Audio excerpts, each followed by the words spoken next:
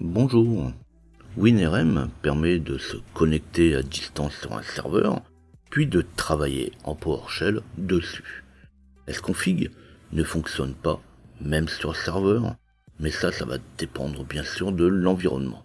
Mais voilà, pour configurer un système, pour récupérer des informations, on ne peut utiliser que PowerShell.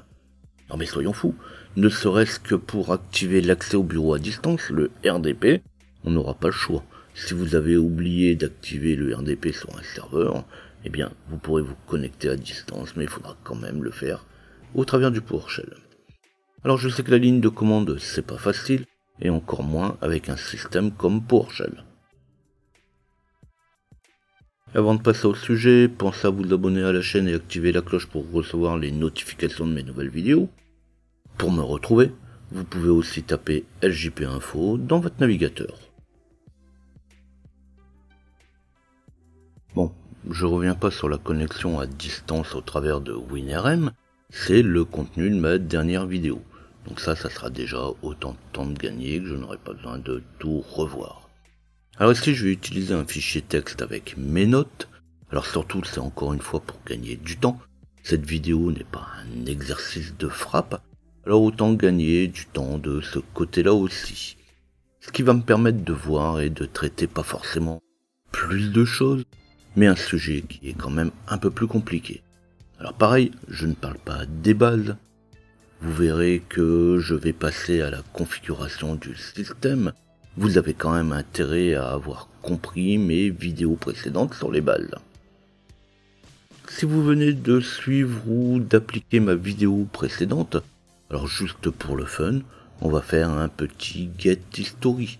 Alors effectivement là c'est vide, mais ça c'est justement par rapport à la référence qu'on pourra avoir par rapport à d'autres systèmes. Et une fois qu'on a fait un get history, on peut très bien faire un invoke history, suivi du numéro de la commande à exécuter. Donc ça c'est bien, vous verrez, c'est si on a besoin de revenir ou de refaire certaines commandes. Alors pour pouvoir afficher tout l'historique, on va afficher une commande, on va utiliser une commande getContent, get psReadLine option .history savepath. Donc en fait on va lire le contenu du fichier d'historique. Alors ici j'affiche tout mon historique pour cette machine. On voit bien entendu, et ça justement j'insiste un petit peu dessus, je ne suis pas Superman. Avant de me lancer dans mes vidéos, je prépare tout ça avant. Et on peut aller voir mes différentes commandes que j'avais tapées précédemment. Alors la commande que je tape ici, c'est pour Windows 10. Elle ne sera pas valable sur une machine serveur. Donc si je tape la même commande que celle qui est là, eh bien ça ne marchera pas pour le serveur. Alors sinon, je dis ça aussi, parce que certains vont encore dire que mes commandes ne fonctionnent pas. Alors bien sûr que si elles fonctionnent puisque je les montre, mais ça va changer d'un OS à l'autre. Alors maintenant, je vais pouvoir me lancer dans les différentes commandes de récupération d'informations, mais aussi de configuration.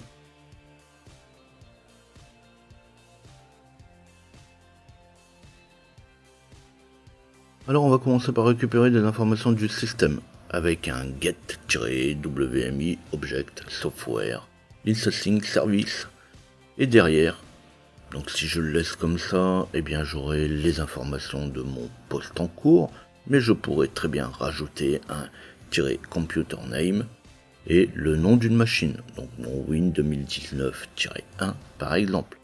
Avec cette commande, je vais pouvoir récupérer les informations de la machine voulue, puisque là je viens de le montrer pour ma machine, mais effectivement on peut le faire aussi pour toutes les machines.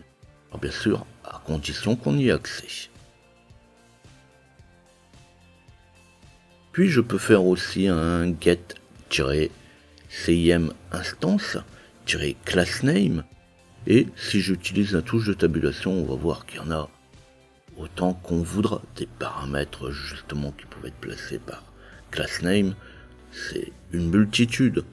Par exemple, je peux faire un get-sim instance-classname win32 computer system. Donc là, ça va pouvoir retourner toutes les informations qu'on voudra. Alors bien sûr trop, parce que justement, eh bien on a tellement de paramètres possibles. Alors quand on voit la puissance de la commande, qui n'est qu'une seule commande parmi tant d'autres, eh bien comment faire le tour de toutes ces commandes PowerShell? Alors par exemple, vous pourrez très bien retrouver la liste des correctifs installés, donc, par exemple avec un get-sim instance-classname win32-quickfix engineering.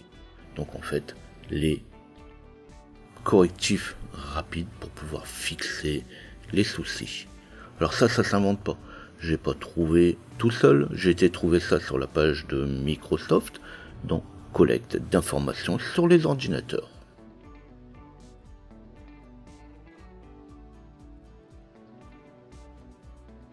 Alors on va commencer avec une commande pour pouvoir renommer la machine.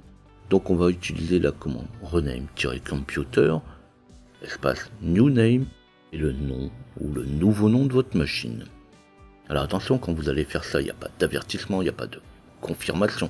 Donc si vous avez été trop vite, il faudra quand même rebooter avant de corriger et de repasser le nom original avec un rename-computer, espace new name et mon nom de machine qu'elle devait avoir à l'origine, Windows 10 admin lock. Alors là, cette manip, je la fais pas, je ferai les autres après. Mais là, vous avez bien compris que si je renomme entre les deux, je devrais faire un shutdown/t0/r, remettre de nouveau le nouveau nom de ma machine et recommencer derrière. Donc justement, c'est toujours pour gagner un peu de temps dans mes explications. Puis on va passer au réseau avec les commandes qui commencent par getnet pour pouvoir récupérer les informations sur le réseau. Donc on pourrait très bien faire un get command pipe where name-like getnet étoile. Donc on voit qu'effectivement en getnet il y a beaucoup de commandes commencent par getnet, mais on pourrait très bien faire la même chose pour un setnet et puis on verra effectivement qu'il existe encore d'autres mots-clés devant, comme new, comme remove. Alors, on va pas tout voir comme d'habitude, on va juste voir deux commandes. Les autres, je vous laisserai aller fouiller un petit peu tout ça.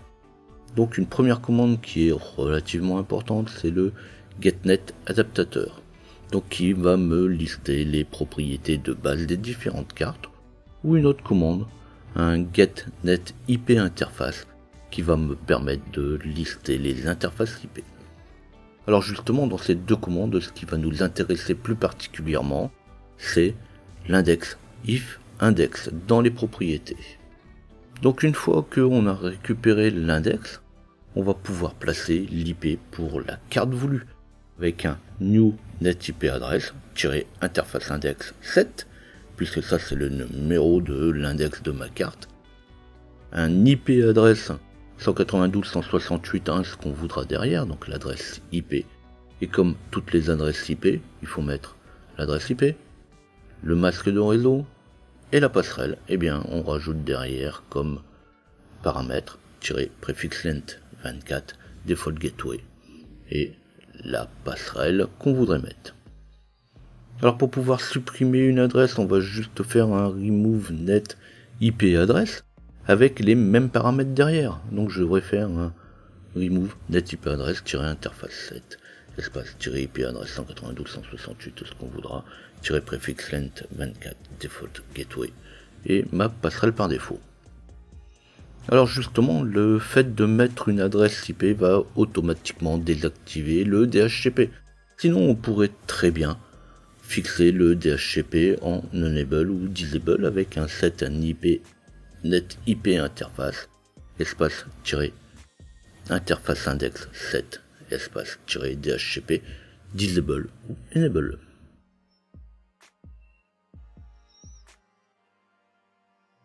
Alors justement, si on fait un get net IP address interface 7, on va me renvoyer les différentes informations justement sur mon interface.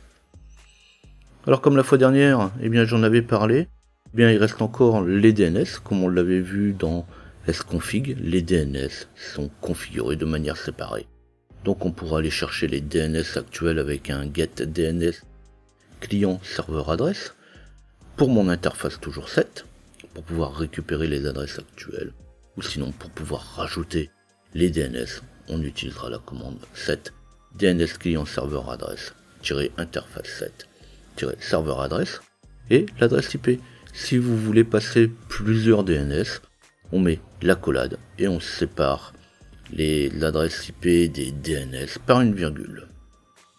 Donc là justement je disais que pareil, ces manips là je vais pas le faire parce que bon c'est pas plus difficile, mais surtout qu'on a déjà récupéré les informations. Alors j'arrête là avec les IP et les cartes réseau. On pourrait en parler des heures, les commandes qui commencent par getnet, comme je disais tout à l'heure, setnet, adnet ou ce qu'on voudra, ça ne manque pas.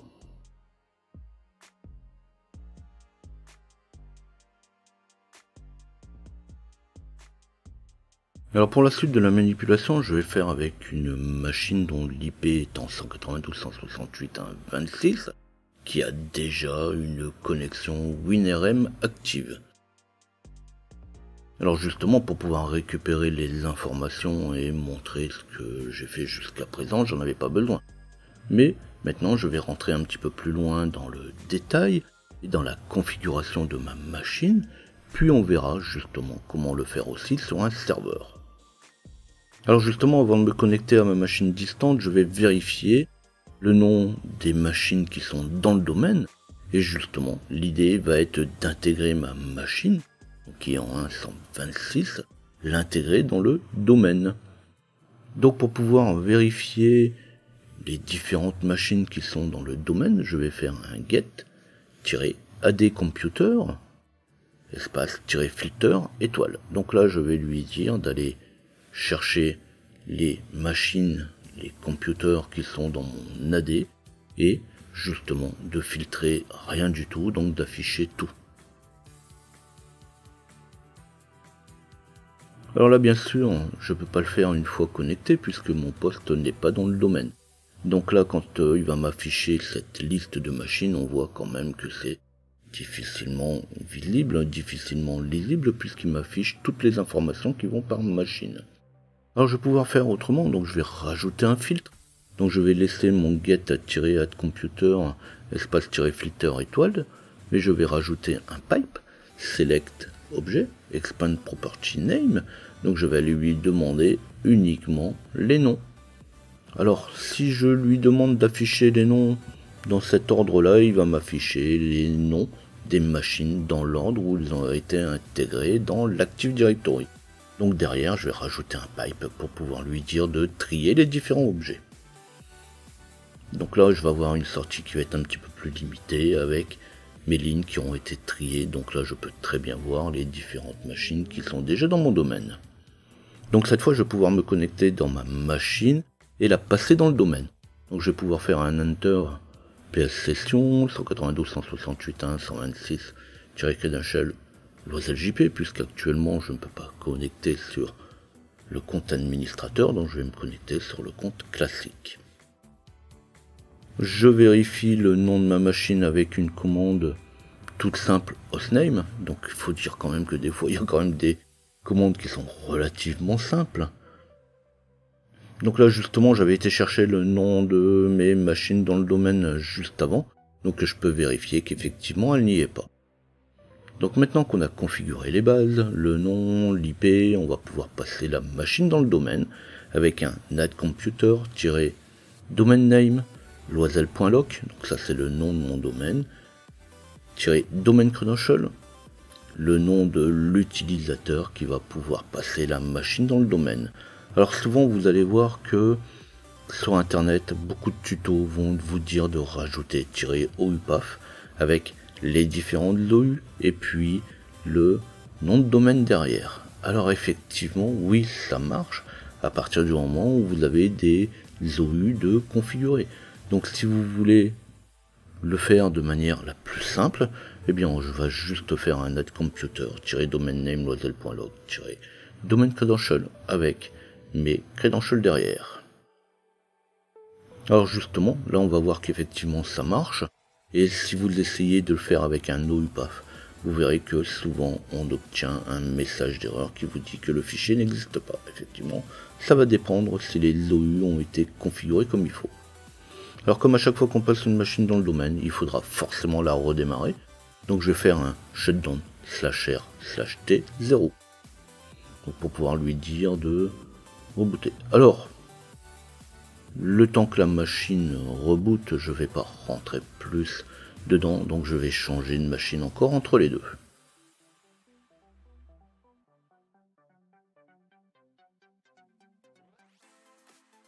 Bon, donc je vais laisser cette machine rebooter et je vais changer de poste de travail pour encore aller un petit peu plus loin.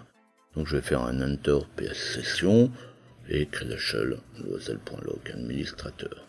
Donc cette fois je vais pas me connecter sur un poste de travail mais sur un serveur. Alors justement, quand c'est trop compliqué de faire certaines manipulations, notamment en PowerShell, on pourra aussi passer par l'accès au bureau à distance. Mais forcément, le bureau à distance, comme j'en ai parlé la fois dernière avec mon sconfig, n'est pas activé par défaut. Donc on va voir comment l'activer justement une fois que vous êtes connecté sur votre serveur. On va faire un set item properties, espace-paf, hklm system current control set control, terminal serveur, et je vais aller modifier le paramètre fdni ts connexion. Et je vais lui mettre comme valeur 0. Donc là encore une fois je suis bien content d'avoir mis tout ça dans un fichier texte, ça me permet d'aller beaucoup plus vite et de ne pas attendre d'avoir tout tapé. Alors ici je mets valeur 0, value 0, 0 ça veut dire qu'on l'active, alors que value 1 va permettre de le désactiver. Alors il faut bien faire attention, on aurait plutôt tendance à penser l'inverse. Alors ici, on va juste se rendre dans la base de registre pour changer une clé. System current control set control terminal serveur est juste un des paramètres de cette clé. Alors là encore, on peut très bien s'imaginer toutes les possibilités que ça va ouvrir rien qu'avec cette commande. On sait très bien que dans la base de registre, on peut quasiment tout faire. Alors pour pouvoir récupérer l'état de la connexion, on peut passer par get item property-paf hklm system current control set control terminal server-name fdni ts connexion.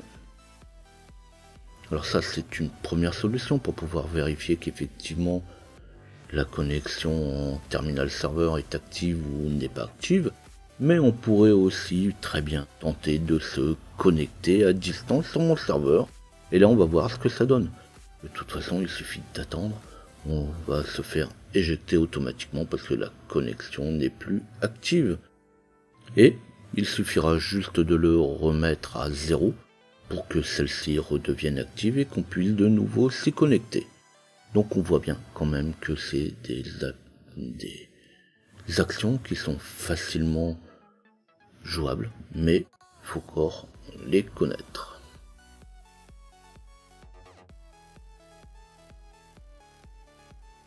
Alors cette fois on est un petit peu avancé, on sait que si on a des difficultés on pourra se connecter au serveur au travers du RDP.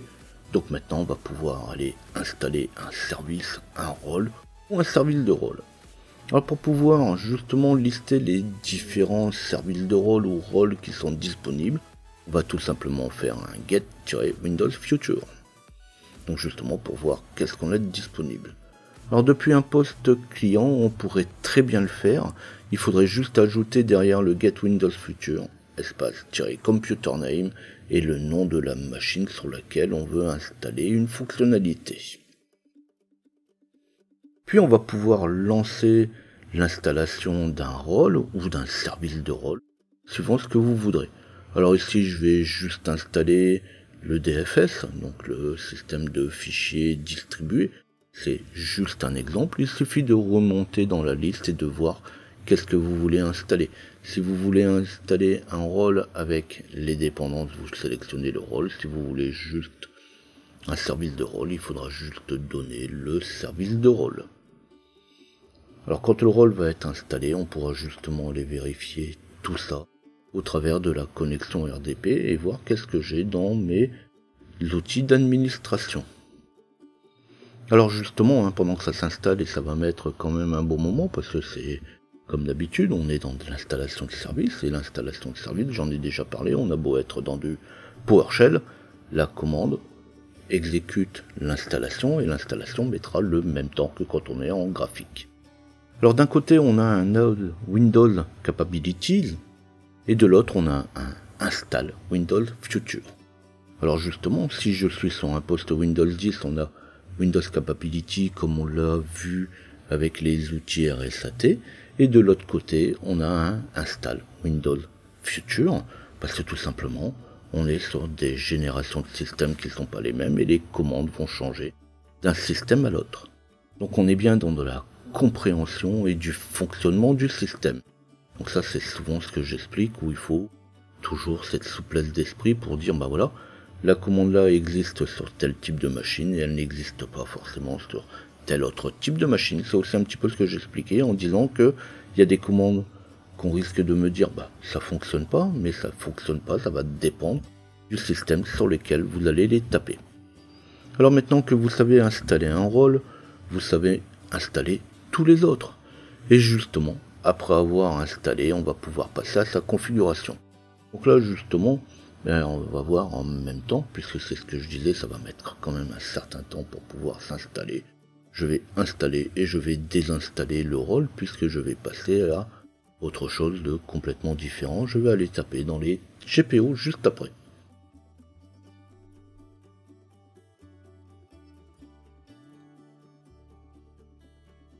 Alors il faut quand même un petit peu le chercher, mais c'était quand même dans les objectifs, être capable de configurer le système ou de configurer un service en PowerShell.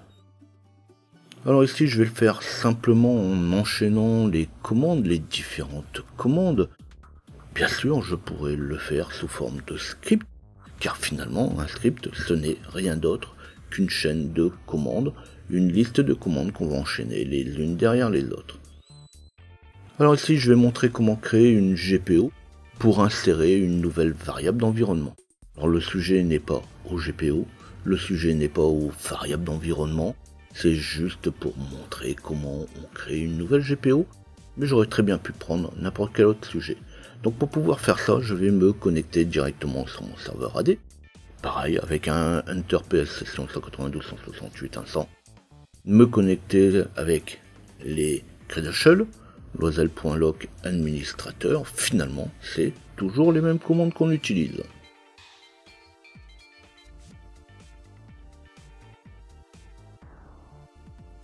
Alors comme précédemment, je vais tout simplement faire un copier-coller de toutes mes commandes et puis vous expliquer un peu au passage à quoi ça correspond. Alors, on va commencer tout de suite par ajouter les différents modules avec un import module Active Directory et import module Group Policy. En fait, je vais importer les modules qui vont me permettre de travailler dans l'Active Directory et importer le module GPO qui va me permettre justement de créer ma GPO. Et puis je vais définir les différentes variables.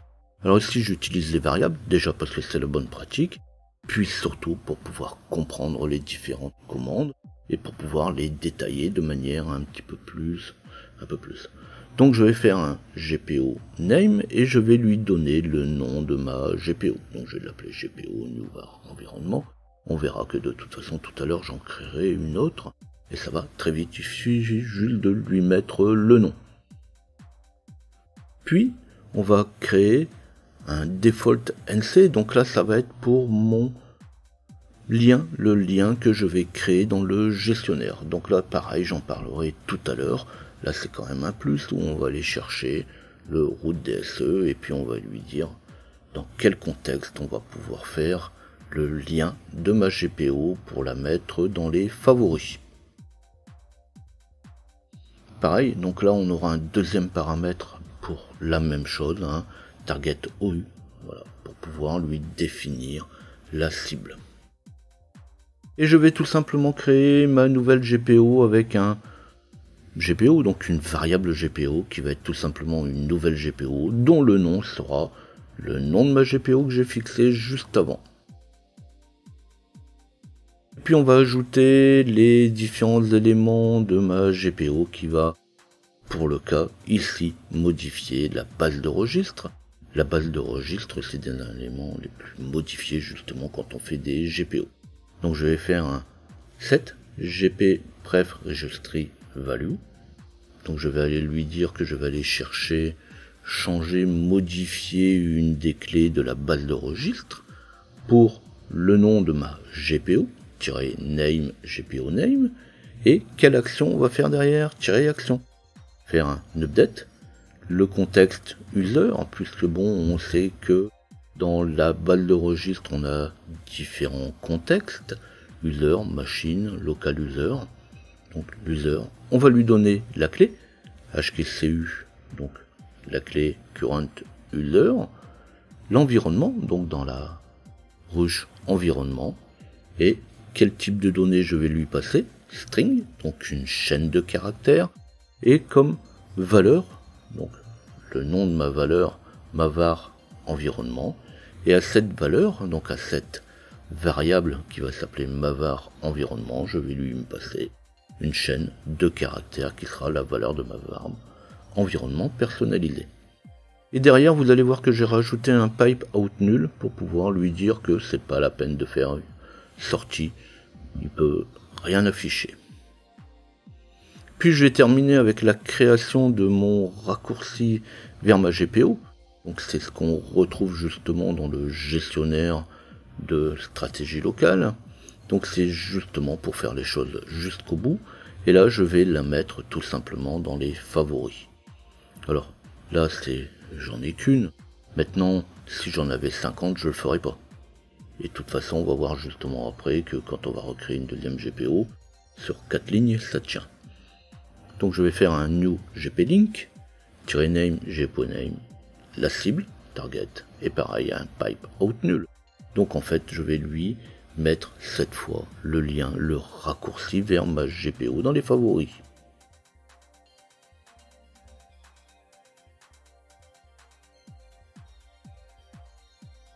Bon, cette GPO, vous l'avez bien compris, elle ne fait rien de spécifique et n'a aucun intérêt, en tout cas ici.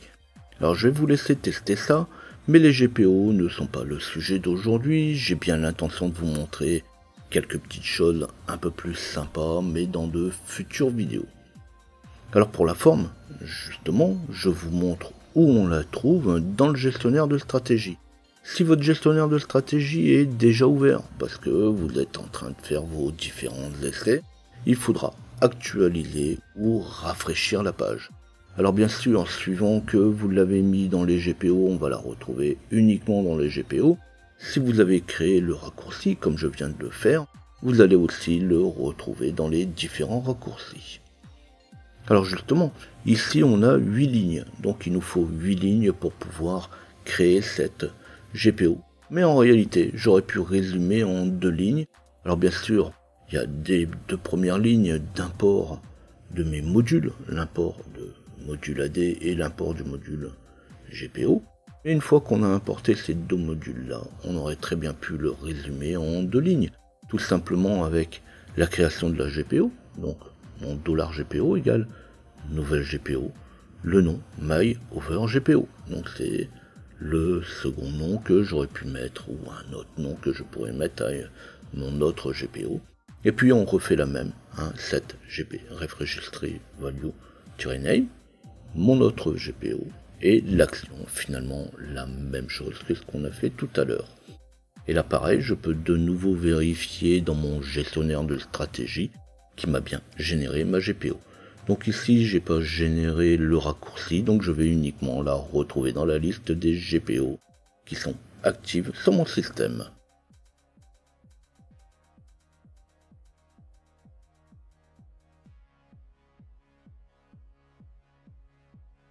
Alors j'avais prévenu que cette dernière étape serait pas simple. Après, vous n'êtes pas tout de suite obligé d'appliquer tout, une chose à la fois, un pied devant l'autre.